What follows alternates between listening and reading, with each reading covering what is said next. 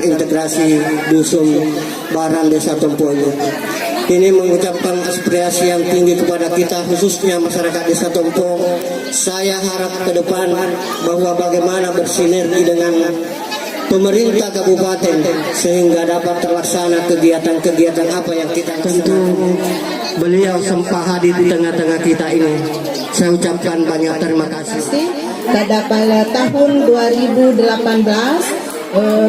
Posyandu Tompo ini, Posyandu yang telah terintegrasi, yang mana kegiatannya sudah terintegrasi, yaitu kegiatan Posyandu, kegiatan BKB, PAUD, dan alhamdulillah sudah ditambah lagi satu kegiatan, yaitu kegiatan Taman Pendidikan Baca Al-Quran. Jadi sekali lagi terima kasih, dan alhamdulillah untuk tahun 2018 kita mendapat juara untuk tingkat provinsi Sulawesi Selatan.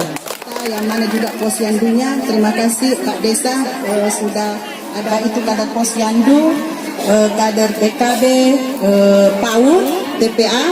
Itulah kami atas nama pemerintah mengucapkan terima kasih yang sebesar-besarnya dan juga penghargaan yang setinggi-tingginya. Dan sekali lagi terima kasih dan juga kepada ibu-ibu, bapak-bapak yang saya lihat pada hari ini, ibu-ibunya lebih banyak, jauh lebih banyak dibanding bapak-bapaknya. Namun demikian tidak ada salahnya tiap bulan kita mengontrol penyakit tak.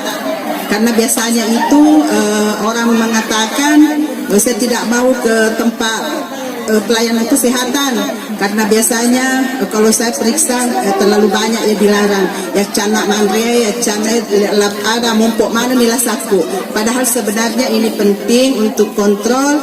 Ini juga sesuai dengan program pemerintah yaitu Germas, yang mana kita senantiasa mengecek kesehatan tak.